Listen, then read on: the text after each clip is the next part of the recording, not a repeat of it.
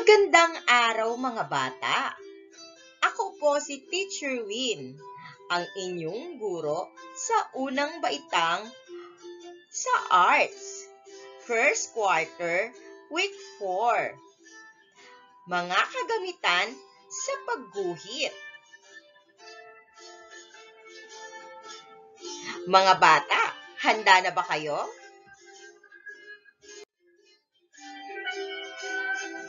Pagkatapos ng module na ito, inaasahang magamit ang iba't ibang kagamitan o materyales sa pagguhit upang makalikha ng guhit tungkol sa sarili, pamilya, tahanan, at paaralan bilang pagpapahayag ng sarili. Mga bata, ano ba ang ibig sabihin ng pagguhit? Ang pagguhit ay isang anyo ng sining biswal kung saan gumagamit ang isang tao ng iba't ibang instrumento o kagamitan sa pagguhit para magmarka sa isang patag na medium. O ayan mga bata, sigurado akong gustong-gusto nyong mag-drawing.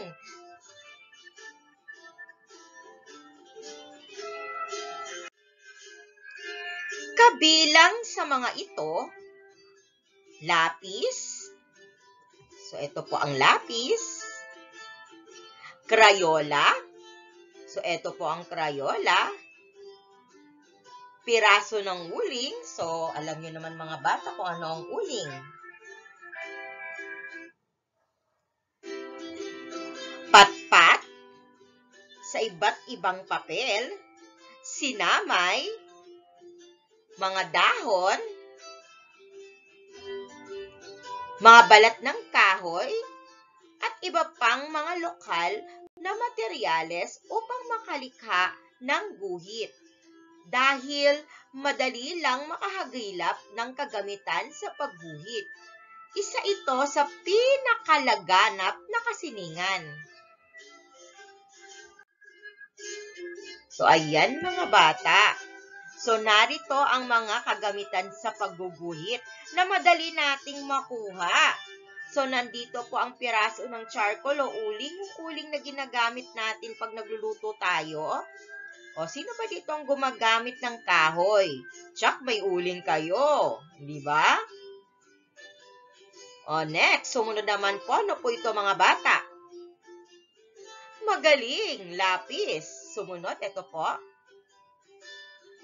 Very good. Crayola. At ito naman. Ano po ito? So, ito po ang sinamay. At sumunod. Ito naman po. Mga dahon. So, maaari din natin itong gamitin sa pagguhit.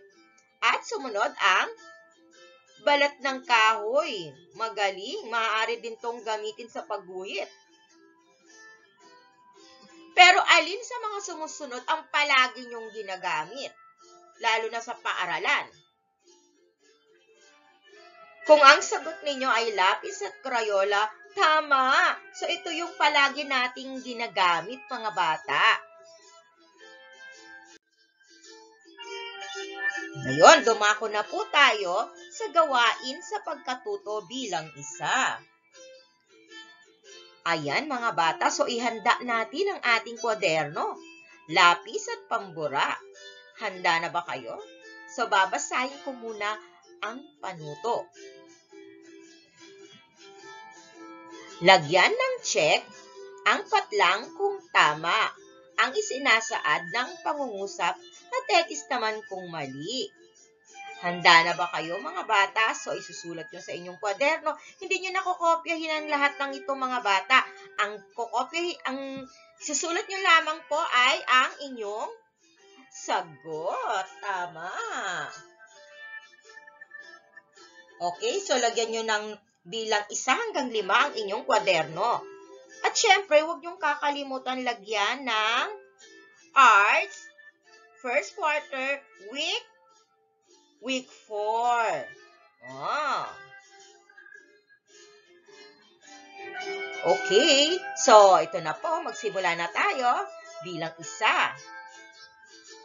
Ang pagguhit ay isa sa mga pangunahing anyo ng sining. So, ang pagguhit daw ba ay isang sining? Check o X. Bilang 2, kailangan ng isang tao ang kagamitan upang makalikha ng guhit. So, kailangan ba ng isang tao ang kagamitan upang makalikha ng guhit? Check o X. Bilang 3, maaari kang makaguhit o makagawa ng likhang sining sa pamamagitan ng lapis. Check ba yan o X?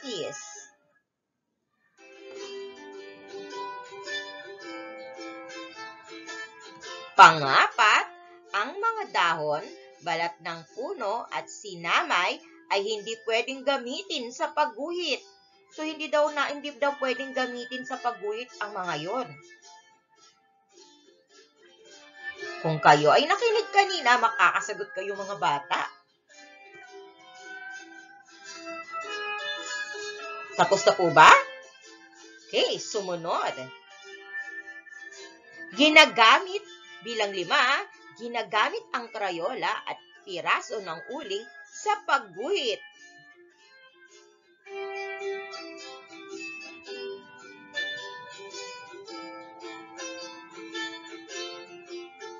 Okay, so mukhang tapos na po ang lahat. Magaling mga bata. Okay, para sa gawain sa pagkatuto bilang 2, ihanda muli ang inyong kwaderno mga bata.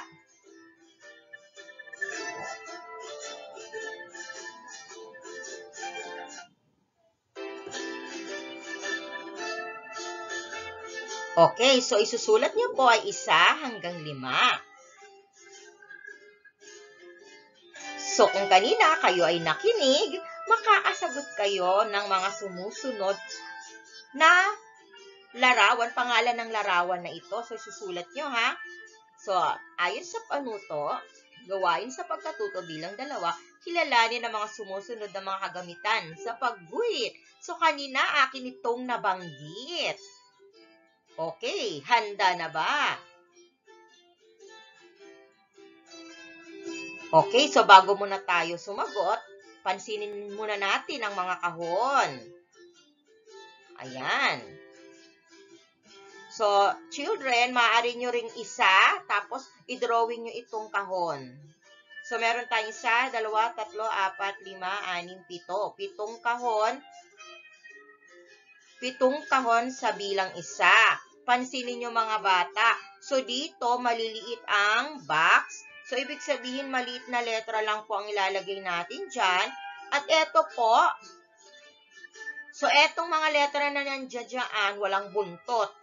Eto may buntot kasi meron sa baba, may letrang, di ba, may mga letrang may buntot. Eto naman yung mga matatangkad na letra. Eto naman may buntot ulit. O, di ba? So, may palatandaan. O, handa na ba? Okay, sa bilang 1.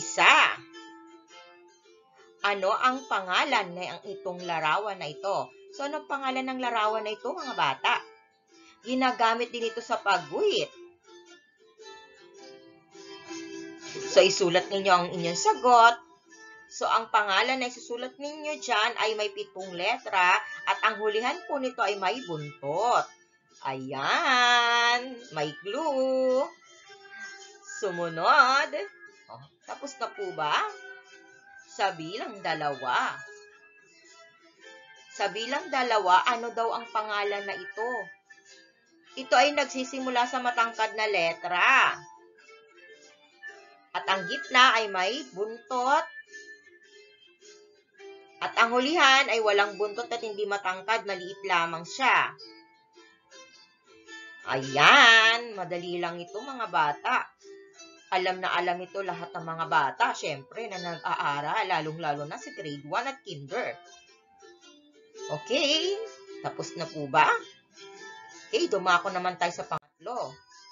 Ayan. Ano daw ang pangalan ng pangatlong larawan? Ito ay nagsisimula sa matangkad na letra. At ang gitna ay may buntot.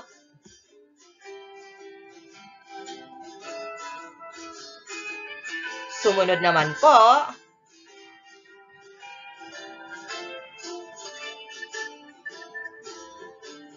ano naman daw sa bilang 4, ano naman daw po ang tawag dito na maaring gamitin sa pagguhit? Okay, so dito po isinulat po ay English.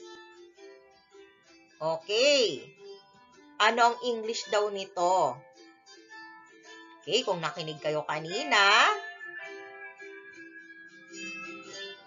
makakasagot kayo nito.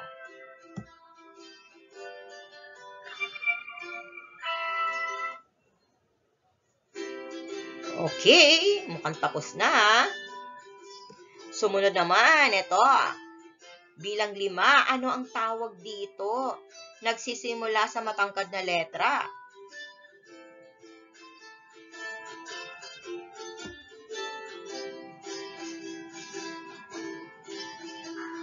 Gamit din ito sa pagguhit mga bata. Okay, tapos na po ba? Very good. Okay, sa gawain sa pagkatuto bilang 3, maghanda naman po ng bond paper, lapis at Crayola. Ayan. So, nakikita nyo naman, bond paper, lapis at Crayola. So, ang sabi dito, iguhit ang larawan ng inyong tahanan gamit ang Crayola. Siyempre, gamit din ng lapis. Tapos, yung mag-drawing, maaari nang gumamit ng Crayola. Okay? So, marami tayong gagawing drawing ngayong araw na ito, mga bata. So, ibibigay ko na rin po ang pang-4. Okay, ganun pa rin. Bond paper, lapis, at Crayola. Okay. Isa ulit na bond paper, pangalawang bond paper na. Gawain sa pagkatuto bilang 4, iguhit ang paboritong parte ng iyong bahay. Pumili ng kagamitan sa pagguhit tulad ng lapis, Crayola, piraso ng uling, patpat, at iba't ibang papel, sinamay, mga dahon, mga balat ng kahoy at iba pang mga lokal na materyales upang makalikha ng guhit. Gawin ito sa kwaderno, ipaliwanag ang iyong guhit. Okay, so maaari daw pong gumamit ng uling or dahon. Okay, so nasa sa inyo po kung ano ang gagamitin nyo. Okay, pero kung meron kayong available na lapis at Crayola, maaari pong ito ang inyong gamitin. So, ang sabi dito, drawing daw po kayo o guguhit daw po kayo ng paborito nyong parte ng inyong bahay. Halimbawa, ang paboritong parte ng inyong bahay ay garden. O, drawing nyo dyan. So, kids, ang gusto ko, gawin nyong pahiga ito. Pahiga ang inyong bond paper para kitang-kita. Okay.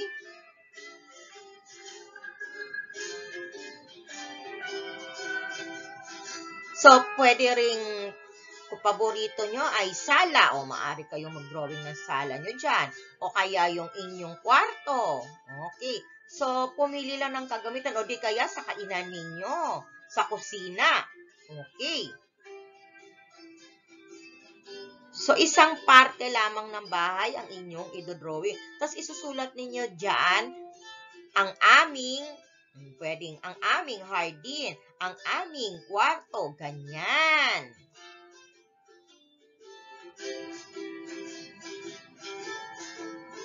So, kids, uulitin ko gawin nyo tong pahiga. Okay. Next, ibibigay ko na rin ang pang-5 gawain. Ayan. So, marami tayong drawing ngayon, mga bata. Okay, para naman sa gawain sa pagkatuto bilang 5, paano mo ilalarawan ang iyong pamilya? Iguhit ito sa pamamagitan ng lapis at ilarawan ang iyong iginuhit. So mga bata, idodrawing mo dito ang inyong pamilya. So gamit itong bond paper na nakahiga and then lapis at Crayola. So idodrawing nyo dito ang inyong nanay, tatay at mga kapatid. Children, hindi nakasali ang mga tita, tito na nakatira sa inyo or lola, lolo. So, ang inyong pamilya lamang ang inyong idodrawing para makita natin kung ilan kayong magkakapatid. Okay? So, yan po ang ating mga gawain mga bata at marami po kayong iguguhit ngayong araw na ito. Actually, 3 bond paper. So, lahat yan ay nakahiga. Okay? O landscape. At sa short bond paper, lahat gagawin. Ayan. I'm sure mag-e-enjoy kayo ngayong araw na ito. Yan mga bata, at mukhang tapos na kayo sa inyong mga gawain. Oras na po para iwasto ang inyong ginawa. Okay? So magpatulong sa inyong nakakatandang kasama, sina nanay o sina ate, kuya. Kapag tama ang inyong sagot, lalagyan natin ng check. At kung mali, lalagyan natin ng X. At maaari naman tong balikan mga bata. Kung sakaling mali ang inyong sagot, maaaring i-review o balikan para malaman din natin kung ano ang tama, kung ano ang tamang sagot. Di po ba? Laging tandaan, ugaliin natin na palagi tayong maging matapat sa ating ginagawa. Kahit hindi nakikita ni teacher, at least tapat tayo sa sarili natin. Okay? Naintindihan po ba mga bata? Okay, so narito po ang mga susi sa pagwawasto. Ayan mga bata. Okay, maaari nating tignan ang mga sagot.